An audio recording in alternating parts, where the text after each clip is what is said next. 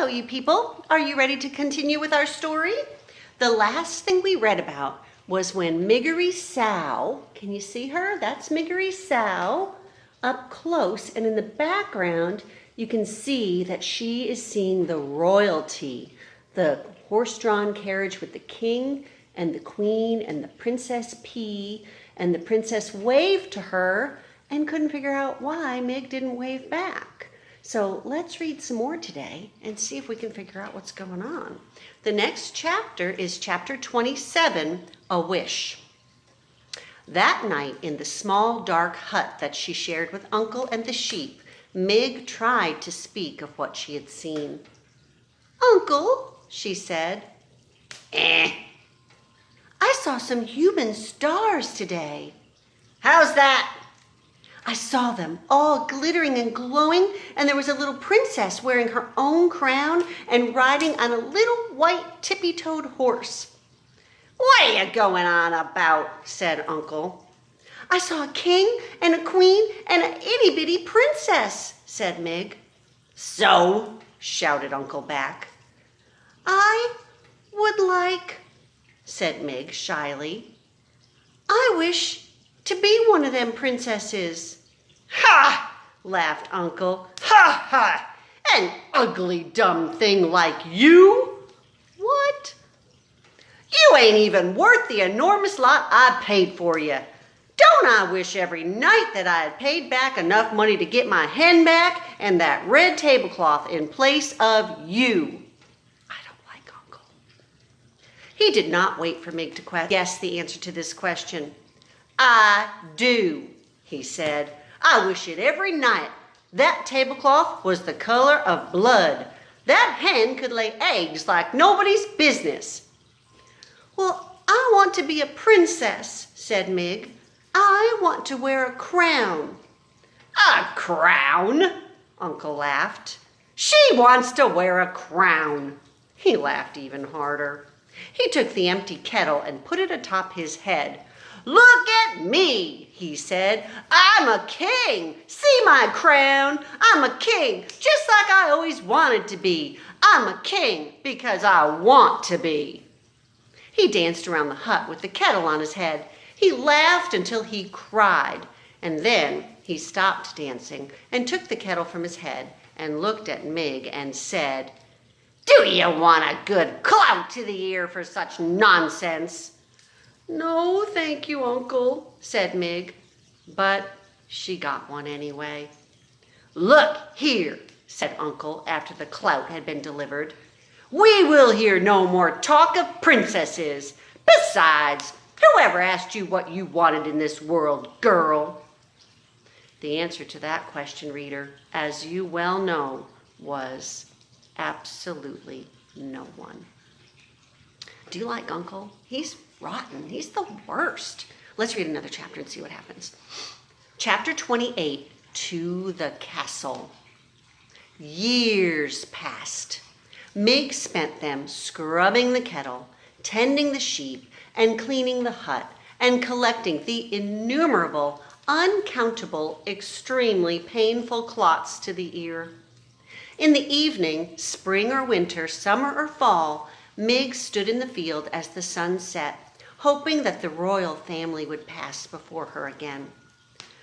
God, I would like to see that little princess another time, wouldn't I? And her little pony, too, with his tippy-toed feet.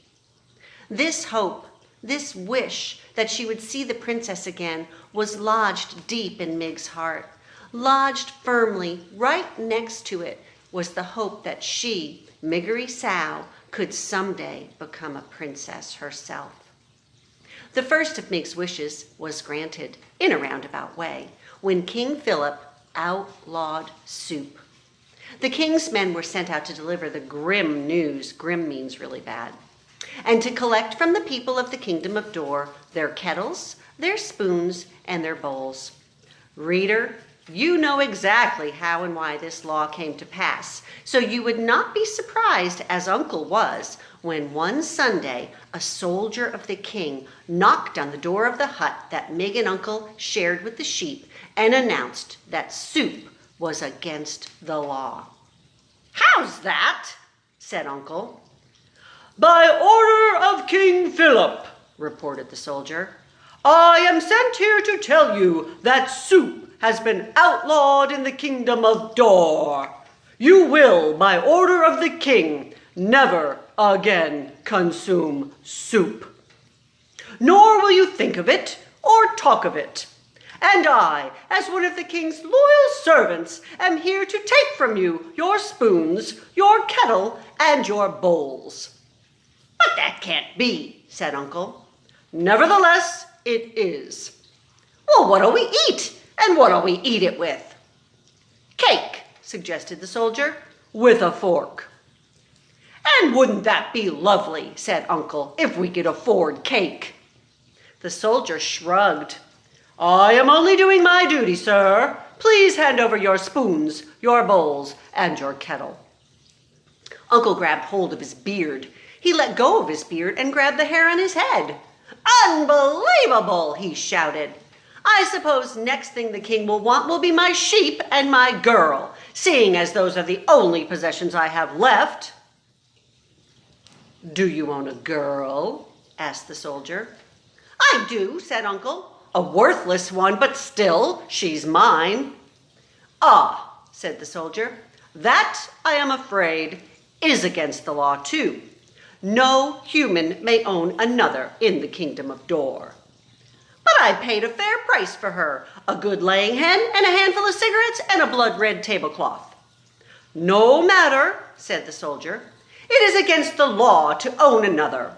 Now, you will hand over to me, if you please, your spoons, your bowls, your kettle, and your girl. Or, if you choose, you can just be imprisoned in the castle for the rest of your life. Which will it be? And that is how Miggery Sow came to be sitting in a wagon full of soup-related items next to a soldier of the king. Do you have parents? Asked the soldier. I will return you to them. Remember, she can't hear very well because of all the clouds to the ear. She says. A ma, shouts the soldier. Dead, said Miggery. A pa, shouted the soldier. I ain't seen him since they sold me. Right then, I shall take you to the castle. Gor, said Mig, looking around the wagon in confusion. You want me to paddle? Not paddle, a castle, said the soldier. I'll take you to the castle. The castle? Said Mig. Where the itty-bitty princess lives? That's right. Gor, said Mig. I aim to be a princess too someday. Well, that's a fine dream, said the soldier, and he clucked to the horse and tapped the reins, and they took off. I'm happy to be going, said Mig, putting a hand up and gently touching one of her cauliflower ears. Might just as well be happy, seeing as it doesn't make a difference to anyone, but you will be going nonetheless. We will take you to the castle and they will set you up fine. You no longer will be a slave. You will be a paid servant. Said Mig. You will be a servant, not a slave. Gor, said Mig, satisfied. A servant I will be, not a slave. She was 12 years old now. Her mother was dead. Her father had sold her. Her uncle, who wasn't really her uncle at all, had clouted her until she was almost deaf. And she wanted more than anything in the world to be a little princess wearing a golden crown and riding a high-stepping white horse. Reader, do you think that it is a terrible thing to hope when there is really no reason to hope at all? Or is it, as the soldier said about happiness, something that you might just as well do, since, in the end, it really makes no difference to anyone but you? See you again next time. Thank you.